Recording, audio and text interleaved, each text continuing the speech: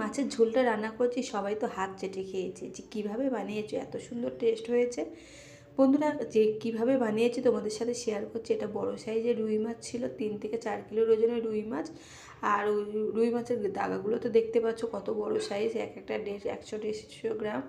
আর এটাকে নুন হলুদ মাখিয়ে নিয়েছি খুব ভালো করে। নুন হলুদ মাখানোর পর এদিকে গ্যাসের উপর কড়াই বসিয়ে দিয়েছি, কড়াই তেল দিয়ে দিয়েছি। তেলটা বেশ অনেকটা পরিমাণে তেল দিয়েছি, আজকের একটু ভালো করে রান্না করব, তেলটা বেশি করে দিয়েছি ঝাল ঝাল করে। আর তেলের মধ্যে লবণ দিয়েছি, লবণটা দেওয়ার কারণ হচ্ছে মাছগুলো কড়াইতে যাতে লেগে না যায়, সেই জন্য মানে কড়াইতে লবণ দিয়েছি তেলের মধ্যে। আর এদিকে একটা একটা মাছগুলো দিয়েছি, দিয়ে খুব ভালো করে যখন কড়া হয়ে যাবে তখন উল্টো পিঠ উল্টিয়ে দেবো।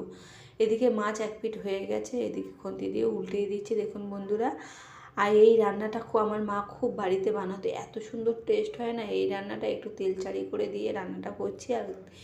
আর এই মাছগুলো যখন ভাজা ভাজা হয়ে গেছে, ওই তেলের মধ্যে লম্বা করে কেটে নিয়েছি আলু, লম্বা লম্বা করে কেটে নেওয়া আলুগুলো তেলের মধ্যে দিয়ে খুব ভালো করে ভেজে নেবো। এখানে লবণও দিইনি, হলুদও দিইনি, শুধু আলুগুলো ভেজে নিয়েছি, একদম কড়া করে ভেজে নিয়েছি।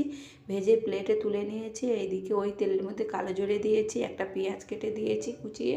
আর পেঁয়াজটা এদিকে ভাজা ভাজা হচ্ছে। এদিকে একটা মিক্সির বাটি নিয়েছি, বাটির মধ্যে একটা মশলা করে নেবো। এদিকে একটা পেঁয়াজ কেটে নিয়েছি, একটা রসুন 4-5টা রসুনের কোয়া নিয়েছি, একটা টমেটো নিয়েছি, একটু আদা নিয়েছি, নিয়ে একটু জল দিয়েছি, জল দিয়ে মশলাটা বেটে নেব। এদিকে মশলাটা হয়ে গেছে, এদিকে পেঁয়াজগুলো ভাজা ভাজা হয়ে গেছে। আর এই মশলাগুলো কড়ার মধ্যে দিয়ে দেবো। আর মশলাটা কষানোটা হচ্ছে মেন, যত বেশি কষানো হবে তত বেশি স্বাদ হবে তরকারি। আর মশলাটা দেওয়া হয়ে গেছে। আর এদিকে আমি একটা প্লেটে সাজিয়ে নেব, লবণ নেব পরিমাণ মতন, লঙ্কার গুঁড়ো নেব, হলুদ গুঁড়ো নেব। এবার লবণ লঙ্কার গুঁড়ো হলুদ গুঁড়ো নিয়েছি, ওই মশলার মধ্যে দিয়ে দিয়েছি। আর মশলাটা এদিকে তেল ছেড়ে দিয়েছে, দিয়ে আরও 1 মিনিট কষিয়ে নিয়েছি। কষানোর পরে ভেজে রাখার আলুগুলো দিয়ে আরও 1 থেকে 2 মিনিট কষিয়ে নিয়েছি।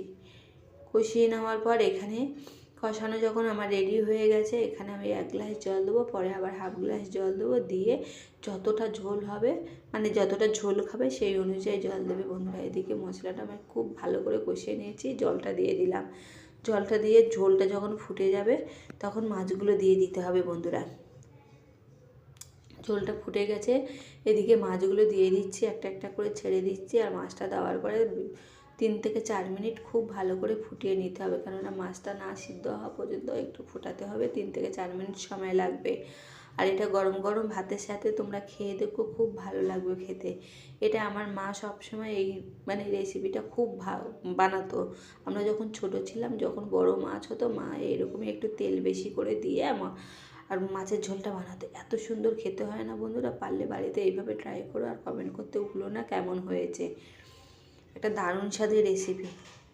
দেখুন বন্ধুরা কালারটা কত সুন্দর হয়েছে, কালার দেখলে এমনি বোঝা যায় যে তরকারি